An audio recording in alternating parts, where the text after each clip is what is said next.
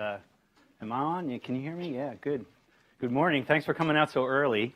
My name is Jim Kalbach, and I have a presentation that I want to begin with a story. So I promise you I will get to a point that's relevant to you. But I just want about 10 minutes, 15 minutes to tell a story that I think you'll find interesting. So allow me to digress before I even begin. They say when you're doing interviews that you should ask the person about themselves to build rapport with them, right? Get them to start talking. That's great advice, and that's usually what I do. I hope you guys do that too. But I wasn't ready for the answer that I got this time in this particular interview, because in a deep, scratchy voice, my interview partner began to tell me how he co-founded what became the largest white extremist group in the US, and that he used to hurt people because of their religion or their skin color or their sexual orientation, and how he was practicing this life of hate. That's how the interview began, and I froze, even though I had a couple questions in front of me. When your mind frames, you think, Jim, what are you going to say? So I froze, and I wasn't. It wasn't unjust that I froze either, because my interview partner. Is this showing? This was my interview partner about 25 or 30 years ago. Arno Michaelis. He was at the time. He was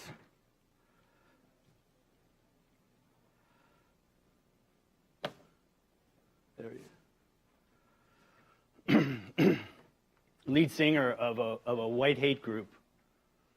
Tall, lean, mean, and he used to hurt people with his arms because they were different than him.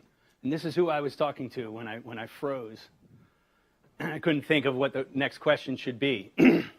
But he said a few things, and he started to tell his life story. He started to tell how he transformed from a life of practicing hate to a life of practicing peace and love and inclusion. So 25 years ago, he got out of the group that he co-founded.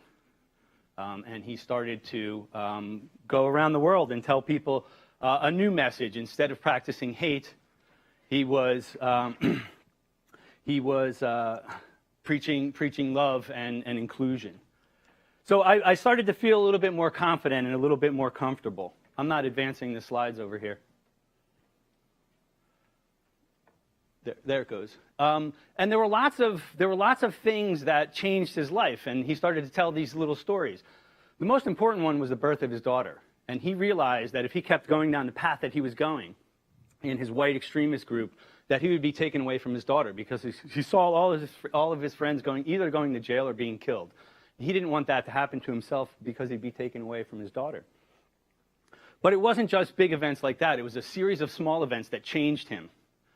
One of which he likes to tell was the swastika that he painted he had tattooed on his middle finger. Right? What kind of jerk tattoos a swastika on their middle finger, intentionally designed for the maximum reaction of the people that he showed it to, right?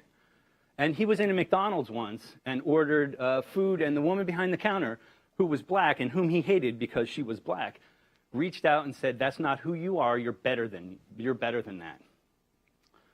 She denied him his ability to hate her, and in doing that, planted a seed in his mind. It was a small one, but a series of events like that, after a while, made him realize that he was going down the wrong path, right?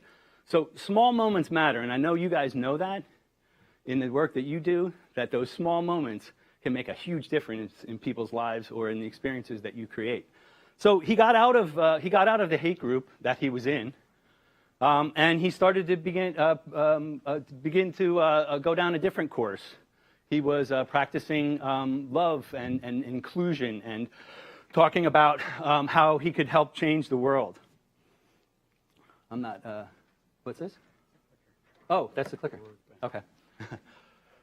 Thanks. He wrote his book called My Life After Hate. And he began telling me about this, how he changed from this violent past that he had. And I became a little more comforted, and the conversation went well after that. So I got through it. But it was a very interesting interview. And now he uses his long arms to take selfies. He likes to take selfies a lot. But selfies with all of the people that he goes out and meets around the world. Different backgrounds, different races, different religions, different colors.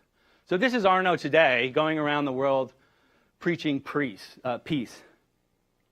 He also is a very important figure in helping people get out of white extremist groups as well, too. Helping people get out of the KKK, which is not an easy thing to do, by the way.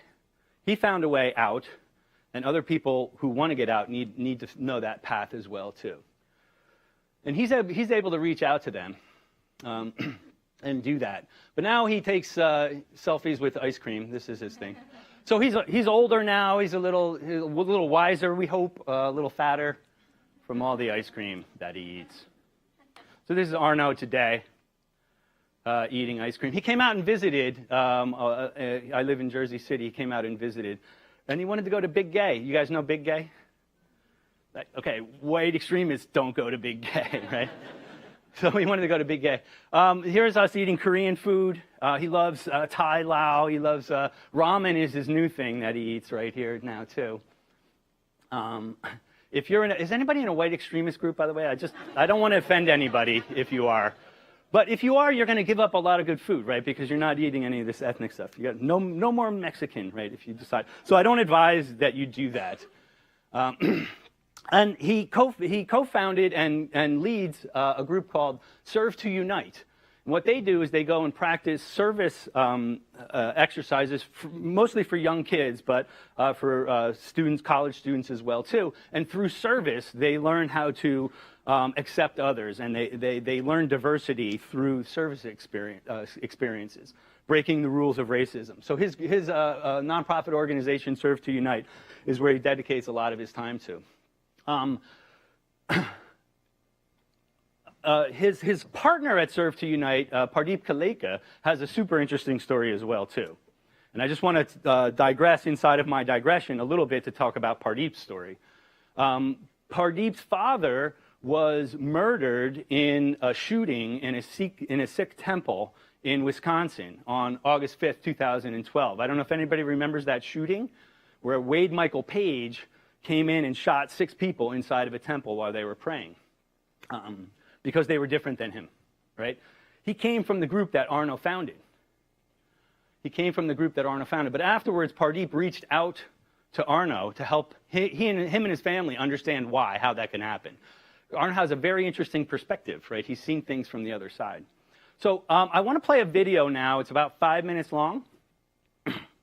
And I'd like you to hear their own voices and to get to know Arno a little bit better. So this is an interview from The View. It's about 5 minutes, but you get to hear Arno and Pardeep first. There we go. Here. One of those killed was the father of Pardeep Kaleka, who joins us now. Welcome. Hello. You reached out to Arno shortly after the tragedy. Why do that? Just to understand the why. We understood the how. Until you make meaning of the how, we can't do anything about it.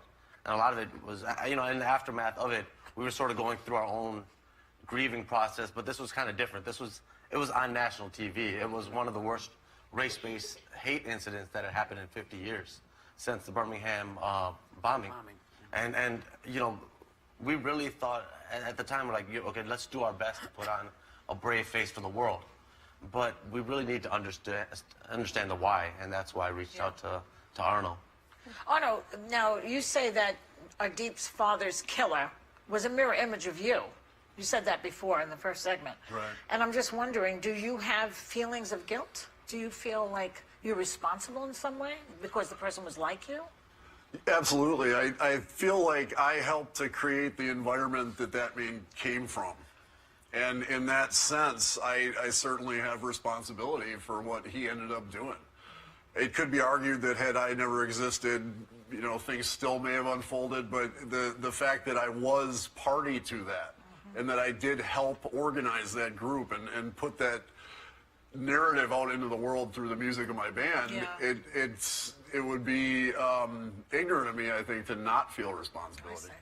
So from inside, help us understand the possibility of forgiveness. Forgiveness is definitely not about forgetting, because we definitely have not forgotten. Forgiveness is not simply about just getting over something, but forgiveness is trying to make a mission out of it. And when it is your pain, or you can draw strength from it. What is it like between you now? What does the relationship look like? Well, originally when I told people that I was going to meet a former white supremacist out for dinner and talk to him, everybody was like, "You've lost your mind. You must be going through something. Are you okay? Are you?" So I'm like, man, and I had to test. Am I okay? What put you at ease? What put me? He asked me where we were meeting. My favorite restaurant is a Thai restaurant in Milwaukee, so I said, "Hey, we're going to meet at this Thai Lao place," and he was like, "Whew." No white supremacist would have ever stayed at a Thai food. I was gauging his response. I was like, okay, well, if he says the burger place with like a bar, I was like, that's stereotypical white. Yeah. Yeah. So now they're missing out on a lot of good food. Yeah, they're missing a lot of good food. They don't know. But right now, our relationship is like a genuine brotherhood. We hang out almost every day. Wow. So we go to lunch almost every day. He watches our kids. He babysits. Wow. He comes over to the house without knocking sometimes and just walks in, and I'm like, oh, there he goes. There's the former white supremacist. I call his mom, and one time before we were going out on a gig, she kind of took me aside and she's like, are you okay? Are people after you? And it really, it just touched me that she had that concern for me. Such a great relationship that you have. It's a great story, really. Honestly, it just turned into this, just this brotherhood. And ever since then, we've been walking together. At times, I get tired. He picks me up. And hopefully, at times when he gets tired, I pick him up. He's come to the rescue many times. We've done events where I broke down thinking about what happened to his father and to the other victims of the shooting. And he's literally, took me in his arms and held me up. You both seem to have found some purpose in this also. Oh, yeah. And now you have to help others to understand. So what are you doing to help to reach out? Can you talk about Serve? Pardeep and I run an organization called Serve to Unite, which is really based on principles of the Sikh faith. Seva, which is service, helping other people, and Ekangar, which is that God is one or God is truth, and essentially that all human beings are all part of the same creation. So in Serve to Unite, we work with young people from 2nd grade through college. We engage young people in creative service learning, and we connect them with people we call global mentors. So these are superheroes of peace is kind of the best way to put it. A lot of survivors of violent extremism, a lot of former perpetrators of violent extremism like myself from all over the world who come into our classrooms via Skype and inspire our students to go out in their communities and change the world. Thank you for being here and walking together and leading so many people on your journey. Thanks to Arno Michaelis and Pardeep Kalika. Arno's book, My Life After Hate, is available now. Super fascinating story, but also inspiring, I think. Pardeep recognized that Arno might have some insight that could actually help him in his journey, in his pain. So here's Pardeep and Arno now going around the world, and pretty much from Arno's perspective, doing exactly the opposite of what he had done 25 years ago. Okay. So why am I telling you this? Thanks for listening to my story there. I wrote a book in 2016, May 2016, called Mapping Experiences. Oh, thank you. And I was found on the internet, good SEO, I guess. Somebody based on the topics and the titles and the keywords in my book, a guy named Talal Faris, here on the left, who works for an organization called Hidayah, found me, literally through Googling Mapping Experiences. I don't know who or when or how he got the idea that he needs to map the experience of former violent extremists. But somebody whispered into his ear that if he wanted to understand former violent extremist experience, that we should map it out. And he typed in mapping experiences and got my book, my name, a couple of other names, and reached out to me and said, we're conducting a workshop in Abu Dhabi. And we want to understand not only how somebody comes out of a violent extremist group, but what happens to them afterwards. And we want to map that experience. Will you lead us in a workshop? At first, I thought it was a phishing email, right? Somebody from Abu Dhabi contacting me. But I checked them out, and they're legit. Hidayah, it's a research organization. And they're involved in what's called countering violent extremism, CVE for short, which is the softer side of fighting violent extremism. There's counterterrorism, which is guys with guns fighting guys with guns. This is all about messaging. This is all about counter-messaging. Violent extremist groups are really good at recruiting, and they're really good at messaging. Right? They'll find people who are vulnerable and weak and give them the right message. There's a void that they have. And they can offer some kind of fulfillment, and they're really good at recognizing that and putting that message out there in the world. CVE is all about putting counter messages. Say there's another way. There's something else that you can do.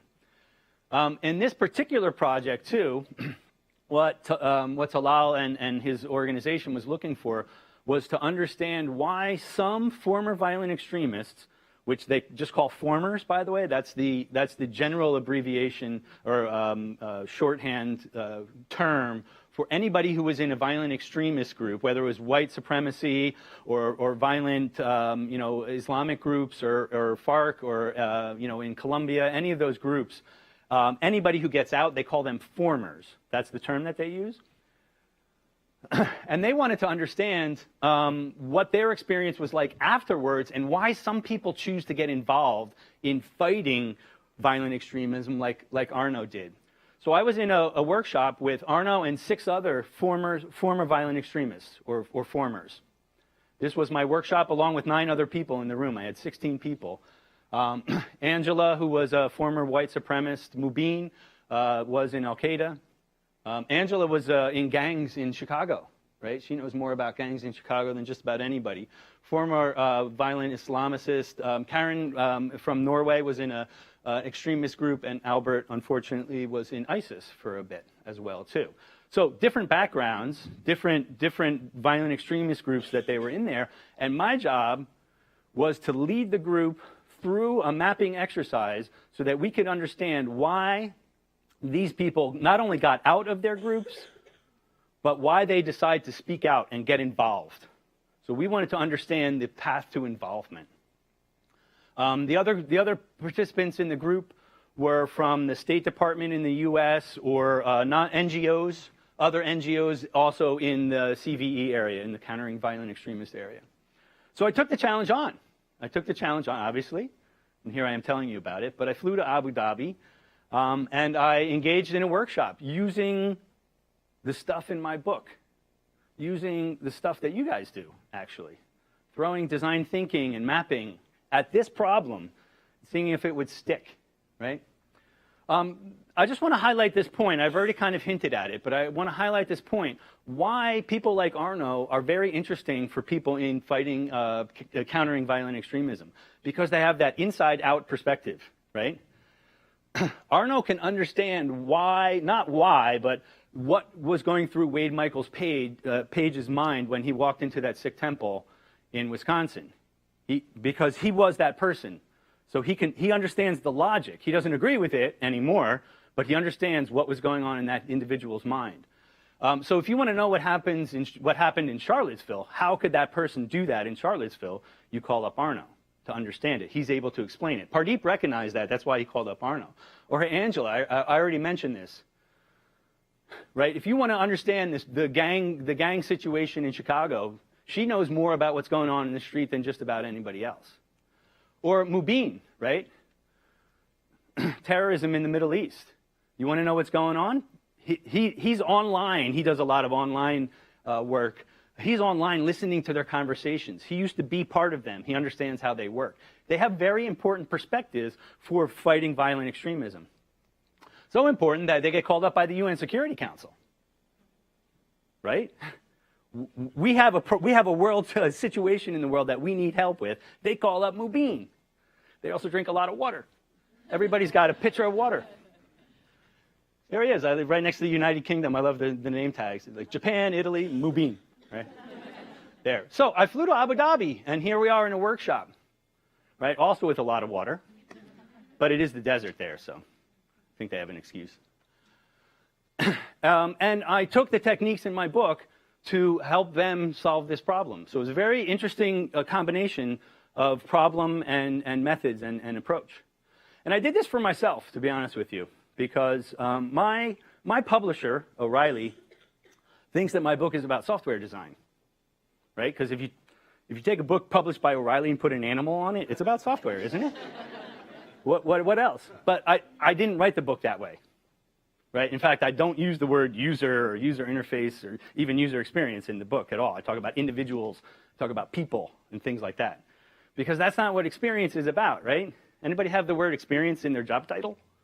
Right? Okay, good. Yeah, right. Experience is about human beings. It's about the human condition. It's about what happens to us, right? And that's what my book was about.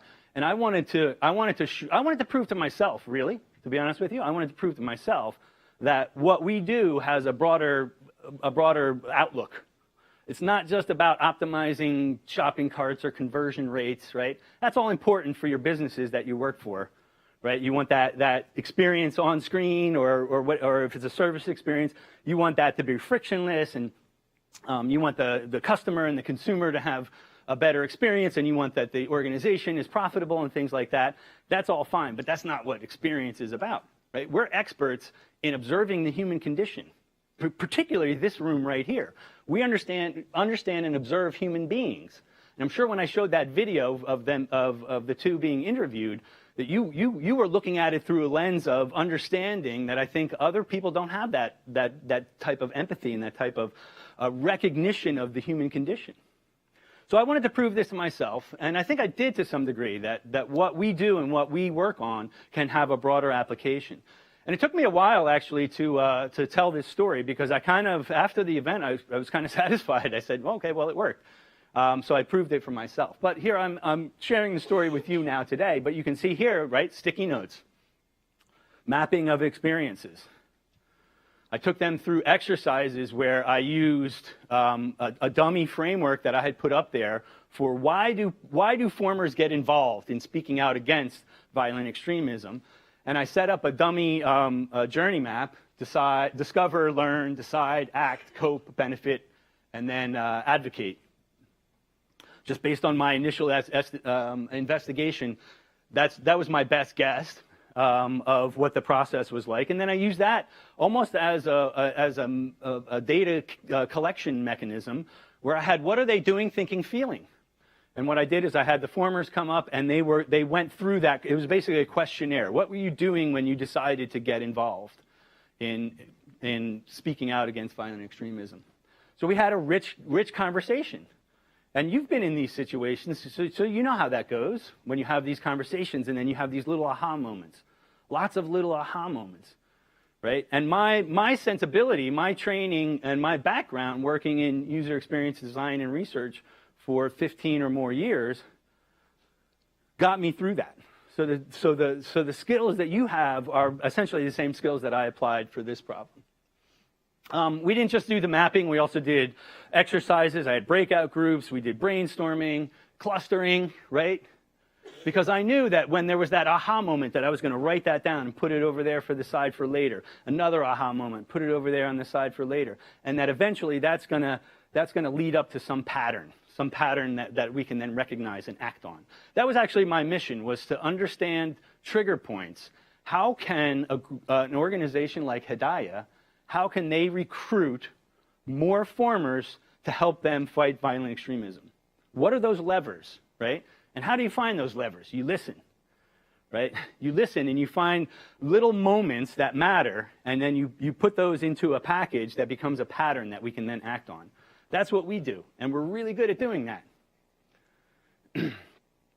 So I just wanted to talk about how I approach this problem a little bit more. Because I knew nothing about violent extremism or countering violent extremism before I went over to Abu Dhabi. I tell you right now, I was scared.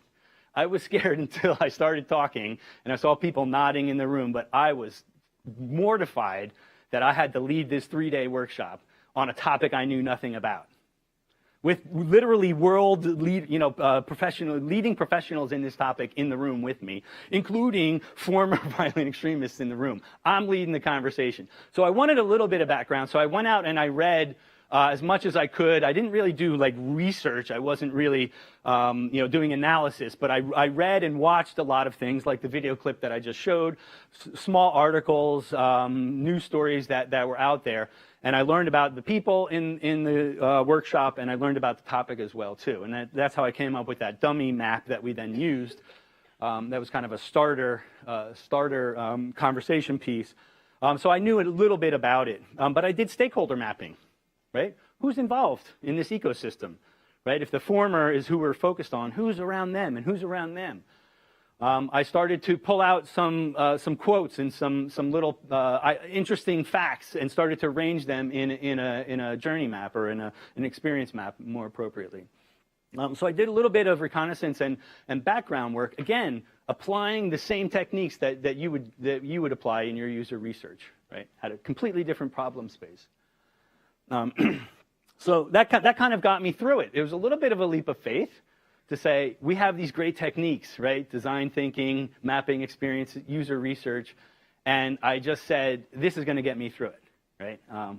I was scared until we started getting into it, but a lot of the participants said it was one of the best workshops that they had ever been in. When I got to the room, I don't know if you saw in that picture, it had a U-form, right? A U-form. Like, it was as if they were going to a meeting at the UN, right? Pad of paper, pen across there, a little mint, the water, of course, you got to have the water. And they were expecting this to be run like a meeting where, you yield your time to the gentleman across the table and stuff like that. And I walked in and I said, no, we're going to be standing up. Give me wall space.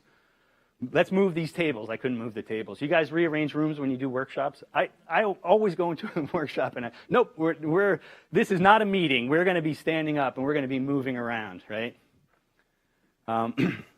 So I took the sensibility that I got working in organizations like the ones that you work in, doing the work that you do. I took that sensibility and I applied it in Abu Dhabi in this workshop for 3 days.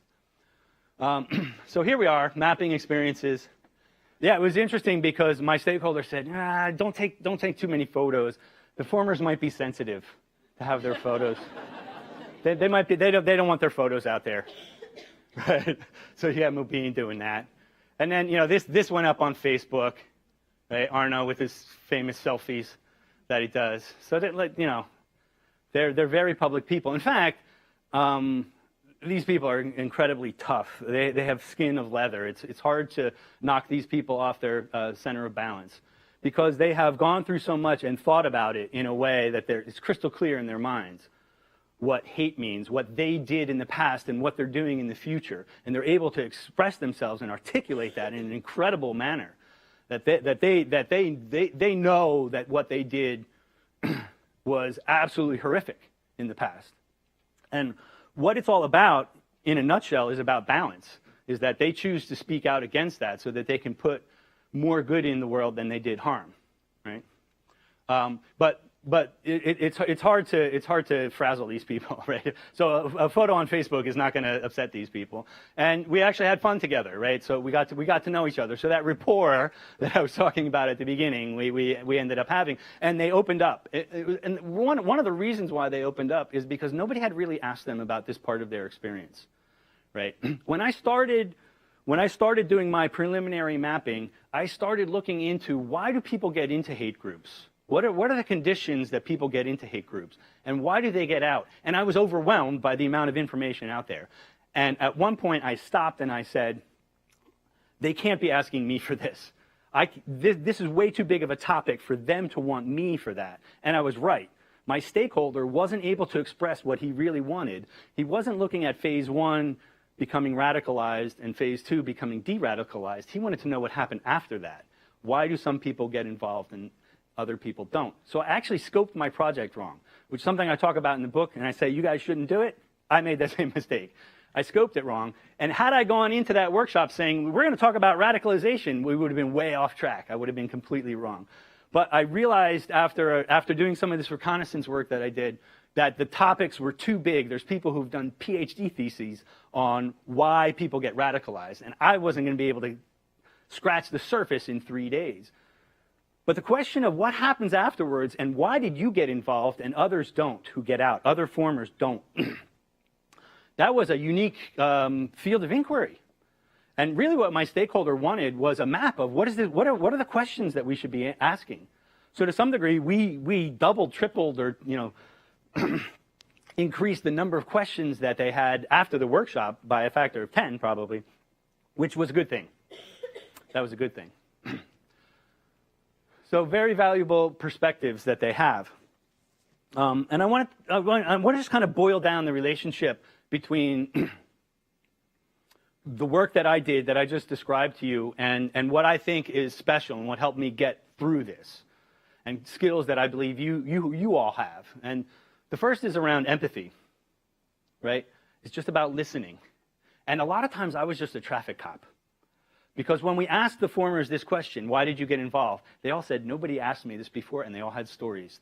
I don't think they knew they had stories, actually, but they all had stories that they wanted to tell in this session, and it became me lining up points. Okay, Arno, and then we'll go over to Mubin, and then we'll go over here. But I knew that my job was to just listen, right? Listen and empathize with them, empathize with their situation, and capture those small moments or those aha moments, and that eventually we'd be able to find make some sense out of all of this. So empathy, that's the same empathy that the woman in McDonald's had for Arno as well, too. And I think that's a superpower that we all have. The ability to observe the human condition, to find patterns in that, and then to be able to tell that story to others. So pattern finding, I've mentioned that word a couple of times if you've been paying attention. It's early in the morning. You guys still paying attention? That's really what we do. You guys work in software design? Right? Typically, when you work in software, you want to scale your software up, right? You're not making a user interface for just one person. The way you scale software is with patterns, right? We want to find the maximum effect that we can find for the most people, right? So listening to people and then finding patterns. That's essentially all that I did. Right? And I was being Jim, the UX designer, up on stage there, doing these things, and then eventually you want to be able to tell that story. You want to tell a narrative from that, right? Because we have to package up our patterns in a way that others can make sense of it easily and digest it easily. So these are the three superpowers, I believe, that again over a decade and a half or more of doing the work that you all do, that I had kind of inherently, internalized for myself, that got me through the workshop and the work that I had to do. So I have another audio clip here. This is from Arno. We were talking about some of the themes that I just brought up, about the fact that UX design is more than just optimizing shopping carts and things like that. So I asked him to record a message for you all. About not only our relationship and the work that I did in Abu Dhabi, but what he thinks about the work that you all do. Hey, what's up, everybody? Really respect the work you guys do. Not only am I a former white supremacist, I'm also a former IT consultant. So I feel your pain as you're dealing with end users and trying to make them happy. I had an amazing time working with Jim in Abu Dhabi at the Hidayah conference.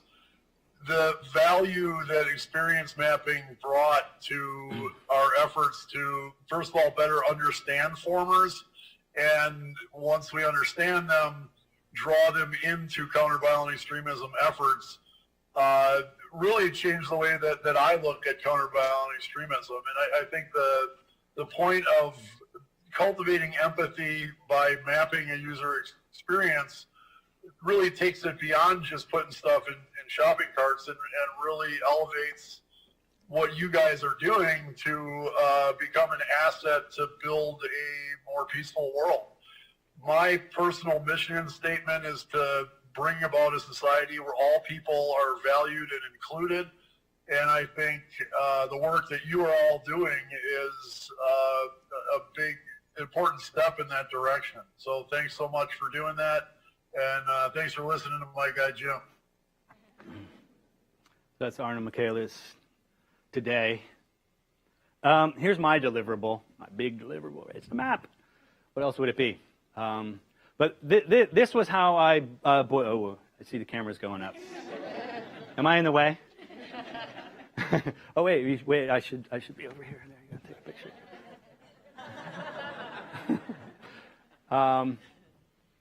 Yeah, I mean, you know, obviously I talk about this in the book, the power of visualization, the power of reducing the moments that matter into patterns and putting them into a narrative. That's essentially what, when you map an experience, is a narrative, right? And it's a narrative back to your organization, right? You guys are lucky. You get to talk to users and customers and the people that you're creating products and services for all the time. How many people in your organizations never get that opportunity, right? It's a lot. So your responsibility is observing the outside world and bringing that story of patterns back internally, right? And there's lots of ways that you can do that, right? And I'll tell you one way that doesn't typically work, and that's a 50-page report as a PDF email attachment. You guys do that? Report, right? What happens to that 50-page report? If they open the email, right, so you just lost 50% of the people right there. They open the report, okay, that's another 50% of that 50%. But even the people who read that report aren't making connections between the first page and the last page, right? So the story is there, but it's hard to make the connections. The point about, and I'm not, a report is a good thing, but the visualization is going to condense that information in a different way. And it's going to make this compelling artifact that people can approach and they can understand. For instance, here, a former's journey to involvement in CVE. Right? So how do formers become involved? This is that third stage. Not radicalization, not de-radicalization, but what happens afterwards. If you get into an extremist group and get out, that means by definition you realize you made the biggest mistake of your life. You're not at a high point in your life, right? You feel guilty, right? But you're also thinking, how can I make amends? There might be depression, there might be alcoholism or drug use, there might be thoughts of suicide there. You're not thinking, how can I help other people? You're thinking, how can I help myself? And one of the interesting patterns that we found was that in every case, it was somebody else that gave them the idea to get involved, right? So if my organization, my sponsor, I should say, wanted to find a trigger, is they have to kind of plant that idea into people's minds that they can then come work for them. But then you go up this curve where where the formers start thinking, they're unsure, but they want to learn more, and then they feel obligated. A lot of them talked about feeling obligated. And again, it's this balance. I feel obligated to help other people stay out or to get other people out. And then when you speak out or when you get involved, right, there's this kind of high point that gets quickly challenged. If you are in a violent extremist group and you get out and you speak out against that, people are going to dig up your past, right? The press is going to research you, right? The former group is going to put a death warrant on your head, literally in some cases, right? So it's very hard, and then there's this being overwhelmed feeling, right? Where you think, oh my, what did I just do here? But if they stick with it, then you feel proud and hopefully then atoned for those people, because in that state they're able to help other people get out, right? If they go through this curve here as well, too. Super, super complex topic, right? It almost doesn't get more complex when you talk about human beings, the motivation here. I was able to, in about 3.5 minutes, at least tell you that story and show you a curve on how that unfolds, right? That's the power of diagramming and of mapping. That this would have been a very, very long report otherwise, and you might not have gotten that storyline. And I really just focused on the emotions there. There's some thoughts and here what are they doing, thinking, and feeling. We looked at the barriers. What's keeping people from getting involved, right? But my big task was to come up with levers and trigger points that Hedaya can then use to attract more formers. Like I said, we did some other exercises as well. It wasn't just the map. That was kind of how we kicked things off, got things started. We referred back to the mapping that we had done. But we came up with 4 big kind of levers or triggers that areas of concern that are involved with CVE organizations if they want to attract formers. And it was interesting because this model came out on the very last day. I was thinking, okay, we did this great mapping experience and we had fun and we had these great discussions, but there's nothing coming out of this. And then suddenly all the little nuggets that I had pulled off to the side suddenly just kind of popped, and there was this moment. There was lots of moments that happened before that, but there was this moment where the group then realized it was these 4 things that we'd been talking about for the past 3 days. And this was like the last hour of the workshop too. And I was like, okay, I got something beyond just the map to tell the organization. And what did they do with that? They put it into a report.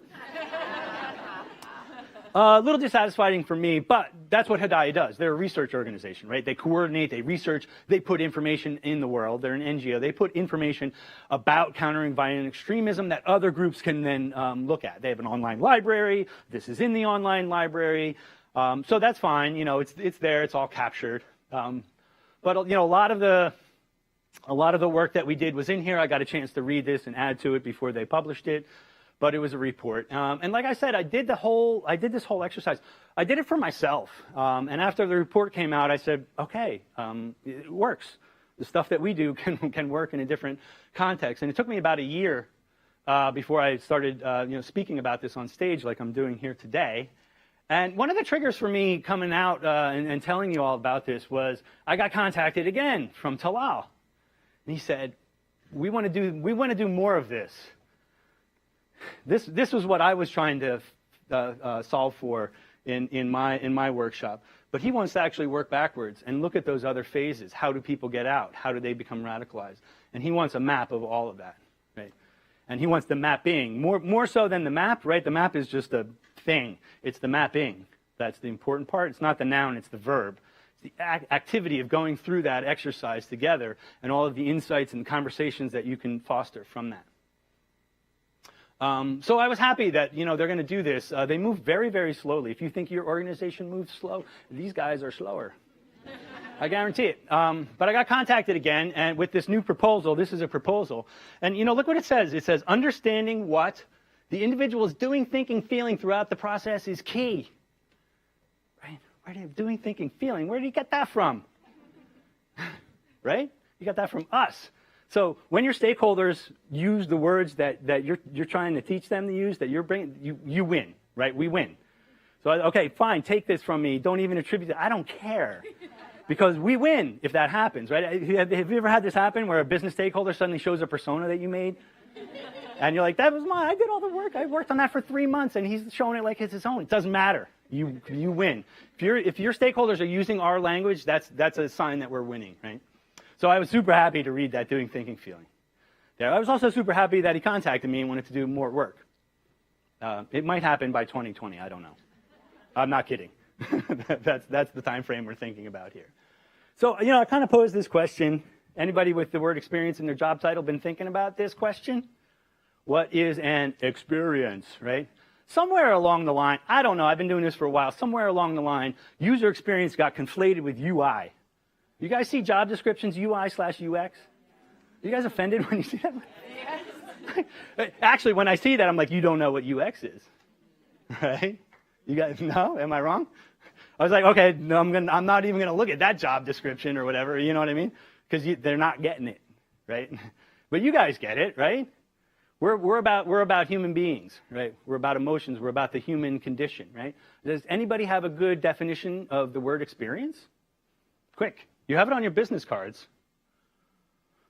Who has a good definition of the word experience? That's not rhetorical. Anybody have one? All right.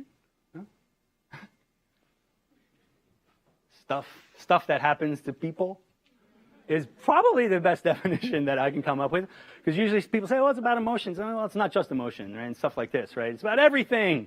It's about everything that happens to people all the time while they're awake or asleep or at work or at home. It's all that stuff, right?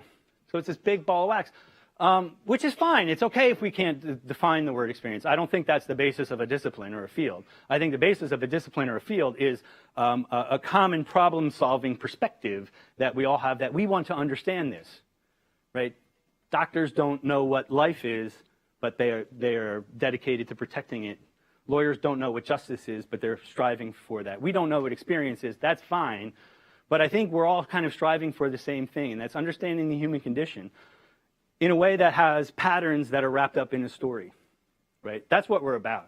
We're not just about getting pixels on a screen to do something that makes our stakeholders money, which is important, though. I don't want to say it's not important, but we're about more than that, right? I believe we're about more than that. This is last selfie from Arno here. This is during the workshop, using his long arm to take a selfie again. And he posted this on Facebook. Peace is waged with Post-its. I thought that was just such a great, I mean, using the word waged in that way, but the Post-it, right? The lonely, the lovely Post-it that they're so like metaphorical for the work that we do, right? Creativity, breaking things down and building them back up, right? It's kind of the essence of, or it encapsulates the essence of what we do in a metaphor. So I just thought that this was great. So the title of my talk is Peace is Waged with Sticky Notes. There you go.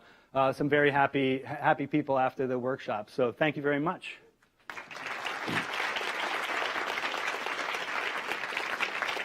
We have about 10 minutes for some questions, I think. Is that okay? Ben, Mark, yeah? Yeah, lots of topics here. Happy to talk about any of them. Are we going to have a mic, or can we just... okay, we got a mic coming over here. Oh, you see somebody with their hand? Okay, over there. So thanks for listening, and thanks for coming out so early. Thank you so much. Yes. That was really, really interesting. Great. And I really enjoyed your talk. I was wondering, with this organization that you worked with, did they work with you to create some programs after the research, and how did that process work? Because that's important to understand. Yeah. Yeah. No, you're right, and you're absolutely right, and I think that's why I was disappointed a little bit that the outcome. Can you repeat the question? Oh. Yeah, sorry, I think the mic wasn't working. I can just talk loud. Yeah, so I was just wondering what the next steps were with the organization Yeah. after the research was complete. Did you work with the organization to design programs and plans? And that Well, kind of thing is important for yeah. me to understand as a UX. What happened afterwards? That's actually a question I think we should be asking ourselves more. And I took a ding at reports, right? Because I've done that myself, where I've done research or a workshop or a design exercise, and the outcome is a wall of sticky notes, a photo of a wall of sticky notes. And I hand that to my stakeholder and said, we did all this creative work. You guys got to do something with it now. Why didn't they do anything? We solved the company's problem right there on the wall of sticky notes. No, you didn't. You didn't. You need to follow through, right? This is one of my big pet peeves right now, is design and research following through more, right? And I was worried about this at the workshop, and I even said to my stakeholder, I said, you're not going to do any of these ideas. By the way, I had the guys, the teams, I broke them up into breakout groups, and I said, take that theme and come up with a solution for it, and then I had them pitch it back. Like it was like a typical workshop where they pitched their ideas back. So we had these ideas. They were so excited about these ideas. You guys know how that is in a workshop when you're just full of energy because you really think that this is going to be the next best thing. And I said to my stakeholder afterward, I said, you're not going to implement any of those, are you? And he said, yes, we will. Yes, we will. Yes, we're going to do it. And 6 months later, we got the report. So I was super worried about that.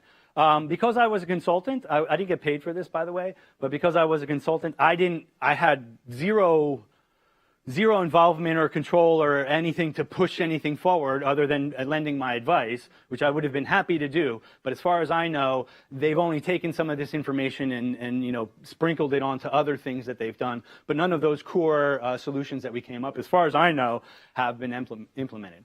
They take a long time to do things, so maybe there's something going on. I just don't know that yet.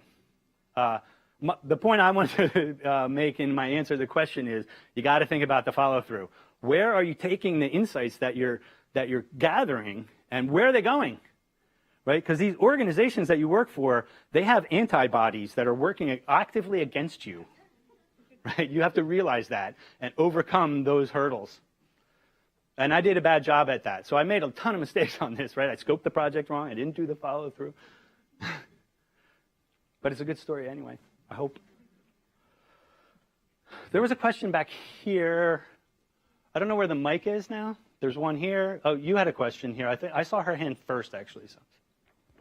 my question was really on the same topic, and my question was because I used to work at the UN, and these organizations, they don't just move slowly, they don't move They don't move at all, right? yeah. So, and I think one of the inspiring things about UX is that you break a problem down and you come up with concrete things, then it's very disappointing when you present them to people and they advocate against facts even because of an institutional position. Yeah. So is there a solution in scaling from this finding that you have, as opposed to taking it straight to a huge institution that has incentives to act against it? Well, I do, and then we start moving into conversations around experiments and things like lean UX or lean startup kind of activities. And I actually think that the outcome of a lot of the work that we do, the research and workshops and ideation and things like that, the outcome of that shouldn't be we have a concept that can be implemented. Rather, we know what the experiments should be.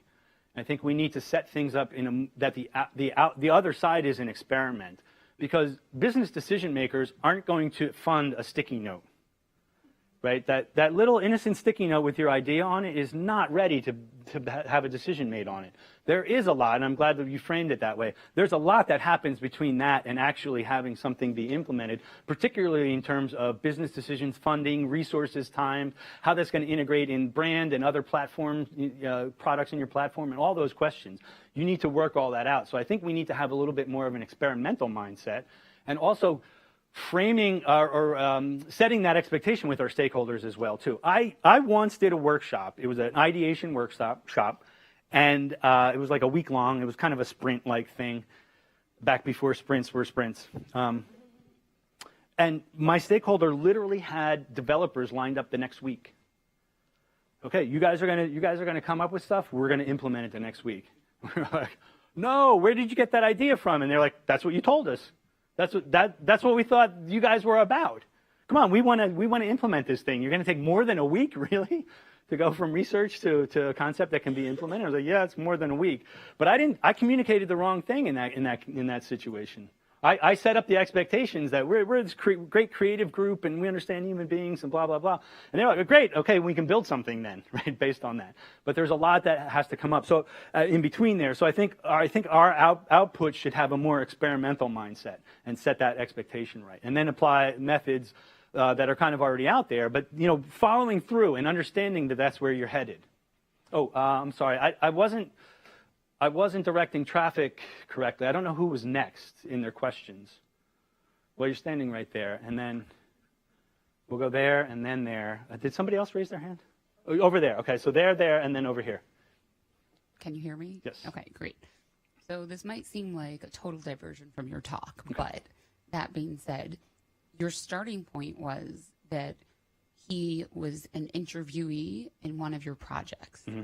And I'm wondering, what qualifications were you looking for that he met that, clearly you weren't looking for a white supremacist, and that's why you were surprised by it. But there are times when people, come in and they're not like the typical participant. Yeah. So I was just curious, that, even though the story is fantastic, I'm just curious about the beginning part a little bit. No, that's a great question, and it's relevant too. I knew that he was a former white supremacist.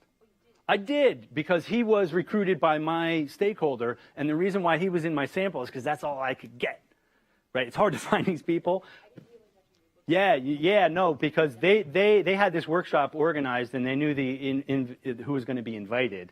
So I got to speak with him. I was still shocked. I knew everything about this guy's past, but when I heard that person on the other end of the phone say, I used to hurt people because they were different than me, I froze up. I was not ready to hear another person say that, even though I was prepared. But my sampling was based on opportunity. Like, who could I get? Yeah. So you were looking for white supremacists? They were, yes.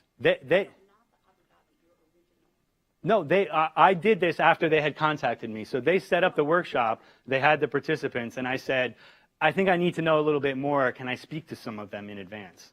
And the first person I talked to was Arno. This was a new topic for me, and it was it was challenging to just even just deal with it, because I'd never dealt with the topic before, and to have somebody say that to me, even though I knew who he was, just shocked me. But again, it was faith, is that I knew that if I just kept talking, asking questions that got, not yes or no questions, and just listen, right? Listen, Jim. Ask the next question and listen, Jim, that I knew that I would get through that interview. But in that moment, I was like a deer in headlights, I'll tell you right now. My heart was going. I was like, oh, no. So what did I say? Over there, and then we got one over here, so we got a couple minutes left. Thank you. I was just going to say thank you for your candor, because I think a lot of the times we don't talk about the difficulties of our work, especially when we've got workshops, like in interviews we can do it. But or the mistakes. I was talking about mistakes too. So. So thinking about these multi-stakeholder engagements, when you have different people who aren't in the same organizations working together, how do you build trust? Even if you could just very briefly talk about, your starting activities, especially in the kind of work where it's not building software and you're dealing with hate and homelessness and these very emotional, tough issues. It was tough. And they didn't know what was going to happen to them for 3 days either. They had a little bit of a leap of faith in Hidayah and then in me. So it was kind of up to me to grab them and take them on this journey of the workshop, the 3 days that we had together. But to be honest with you, I threw out the stuff that I'm telling you here on stage, the stuff that we work all the time. I started talking about empathy and human experiences and how can we understand the word experience. And I showed some examples of what I didn't have that diagram yet, obviously, right, or any of the report or anything like that. But I knew that if we did those activities, that I knew that I can get that. So I showed examples of where we wanted to go. And the sponsor, not my contact, but his supervisor, his boss, was in the room too, and he started nodding, and that was the moment that I knew that okay, I'm gonna get the group to come with me, because he said yes, I want that, I want that from this group as well too. But I basically, this is my workshop personality as a facilitator, I basically just go in and don't worry about the naysayers or the derailers. Right? I just go in and do my thing, and I don't worry about them. I think about it like a rock in a stream, that eventually the stream's just going to go around the rock and cover up the rock, right? So I try to focus on the people who I've engaged or got their heads to nod, and I bring them forward, and I try to leverage their energy to put that back into the room as well, too. But that's exactly why I was super nervous the whole time flying to Abu Dhabi. I was like, I don't know if I can do this.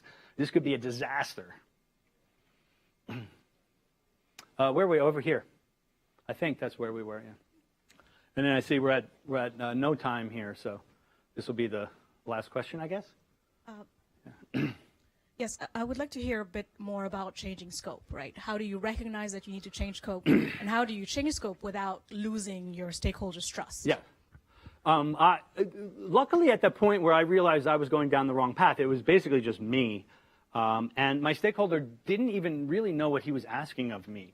I had a brief that wasn't so good. I know you guys always get great briefs, and it's crystal clear, and you never get weak briefs, right? But I actually had such a weak brief that it was actually a benefit to me, because we were writing the brief together, just he and I. Like he said, he literally mapping experiences. He didn't really know what to expect, and that's one of the interesting things working outside of our field. Right, because when you work with product managers and engineers and stakeholders, they kind of know what to expect from you. They really didn't know what to expect, or how that fits in with their organization as well too. So we negotiated that at the beginning. My realization came when I just saw the amount of stuff out there, data, that I said, if they're asking me to answer the question of radicalization or de-radicalization, it's not going to work. It was just too big for what they were asking. And I'm not quite sure what the repeatable advice is for you, how to recognize that. But I do think, when you're in a project that sometimes you need to take a step back and have this kind of self-awareness and look at like scope and trajectory and things like that. Is this the right scope? Are we on the right trajectory and things like that? And you're probably all good at that, actually. But there you go. So I think I'm out of time. Oh, we got one more? Yeah. While we're getting the mic over there, too, just a couple of plugs for Arno. He does do workshops if you want to bring him into your organization and have a really different conversation with your organization. He talks about diversity and things like that. But he and Pardeep just brought out a book called The Gift of Our Wounds. and they retell the story of that shooting, how they came together, and now how they work together as well. Absolutely fascinating. I know both of them, and I've heard their stories. I was reading this book, and it was just compelling. Okay, so I have one question, maybe piggybacking a little bit on this. So I was wondering if you could talk a bit, I know you went over what you've done kind of high level, but I was wondering if you could talk a bit about the ethics about what you're doing and like properly accounting for context. And particularly in mapping and doing this particular work, like how do you properly account for how you're mapping things, what kind of perspective you're presenting within all of that, how that exists in a larger context of research that's done on hate, particularly like even getting into kind of larger conversations that are had around like white supremacy and thinking about that particularly as opposed to other kinds of hate that you see, and also just like how you thought about protecting the people that are marginalized within all of this, in everything that you were doing. Of course. So or the other way around as well, too, the people who are responsible for it and aren't sometimes identified as such. Yeah, but in particular. So I did a big stakeholder map at the beginning. So to answer your question is that we wanted to understand formers, but I did look at victims and families and things like that and how they fit in there, or the law authority, right? If you get into a hate group and get out again, you're probably a criminal from wherever you came from. So there were all these vectors that kind of came into it, but a lot of that was framed from my stakeholder already, and the topic and that framing was kind of already set for me before I went in there. But even though it was uncomfortable for me, and this touched on really sensitive issues, right? They are very adept at talking about this as well too. So the level of conversation and the navigating these very, very tricky conversations was absolutely amazing at how, and that's the crystal focus that not just the formers, but everybody involved in this, they have been thinking about this for a very long time. So we were able to stay on target and look at why do some formers get involved and others don't, and what are the patterns there that we could leverage for that. Did I get to your question? Somewhat, yes. Okay. But I'll tell you, there were very tricky conversations that we had. That we were able to navigate, though. So thanks for that. I also want to point to another thing that came out recently. Both Arno and Pardeep are featured in this.